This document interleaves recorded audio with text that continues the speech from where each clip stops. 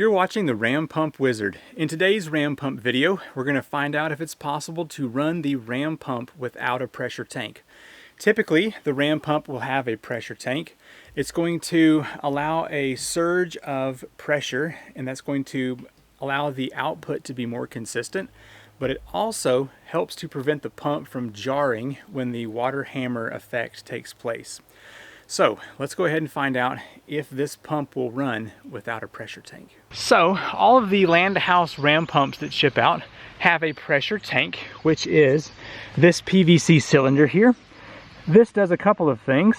It provides a air cushion so that pressure builds in here, and then as the delivery pipe is opened, it will allow a constant flow of water as the pressure builds. Also, if you open the valve too quick, this will hold a certain amount of pressure in it so that the pump doesn't stop due to pressure loss. So it's important to have a pressure tank. But the question is, will the hydraulic Ram pump run without a pressure tank? Here's the setup. I'm first going to gather a baseline pressure, and then we will take the garden hose up the hill and we will get a flow rate, and then we will take the pressure tank off. If it still runs, then we will get the same data and see what happens with that. So let me walk you through the setup here. I have got roughly 2.5 feet of head pressure, which is the drop from this bucket source down to the pump. To begin this test, I'm going to go ahead and turn the water on. And I'm going to have to push the waste valve a couple of times to build pressure in the tank. We may have it go in there. All right, let's let this run for a second, and we'll go ahead and turn on our pressure gauge. We will let this build for a couple of minutes. Oops, other valve. And then we will come back and see what the pressure is. So let's give it a minute and a half. So after a minute and a half, we are pretty well topped out at 20 psi. Now this is not the pressure that the pump will operate with an open delivery pipe. This is just the pressure it reaches here inside a closed system. So the next thing I'm going to do is open the delivery pipe. We'll close off this pressure gauge. Don't need that now. And I just heard the water rush out of the tank and up the hill. So I'm going to just turn the pump on for a while until we start seeing water out the top. The reason it stops flowing is because we've lost back pressure here. And the bucket is running because water is bypassing the pump and going uphill until it matches the source. The water weight in the delivery pipe has reached a point that it's heavy enough to keep the pressure in the pressure tank, and so the pump is running on its own. So pretty soon it's going to be reaching my little sprinkler system up here, and we'll be able to get a flow rate in 1 minute's time. So the bucket that's right here has 2 foot of drop going to the pump over there, and that comes up the hill to right here where we have this output. So I'm going to be using this little tote and a timer to see when it reaches this point right here. So it may take a moment. All right. Okay, we're just coming up on a minute and a half for that amount of water right there. All right, cool. That's going to be our base right there. So I'm going to touch those lines in a minute and a half. So our normal operating pressure in this setup is 20 psi in a minute and a half. And then in a minute and a half, it came up to those lines, which is arbitrary, but will be good enough for our test. So now I'm just going to remove the T here that has the pressure tank on it, and it will straight pipe from the secondary valve into the output. And let's see if this will even work.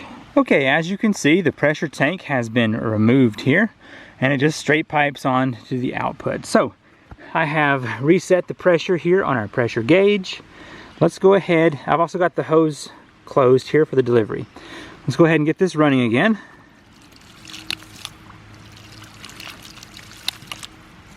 All right, seems to start off immediately there. All right, let's go ahead and open up our pressure wave, or pressure here. Looks like we are building a lot of pressure really quick. We're at 20 4, 5, 6. Whew. A lot of pressure. Yeah.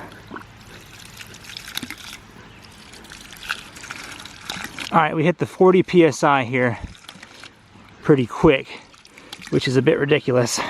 And the pump's trying to come apart over here. All right, that looks like it's gonna be about it.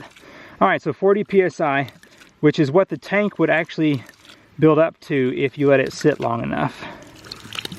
All right, we'll close this off and we'll stop with that.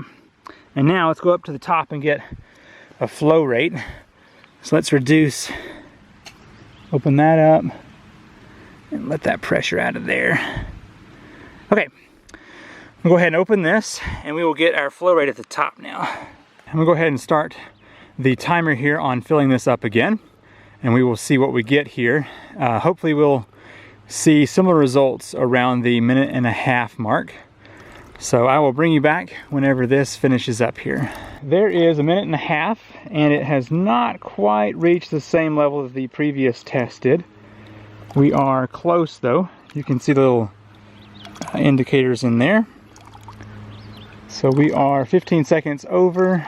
All right, so there is 2 minutes right there. We'll go ahead and call it at 2 minutes. Interesting results. So the first test we had 20 PSI in roughly 1.5 minutes, and we reached those little indicator marks in 1.5 minutes.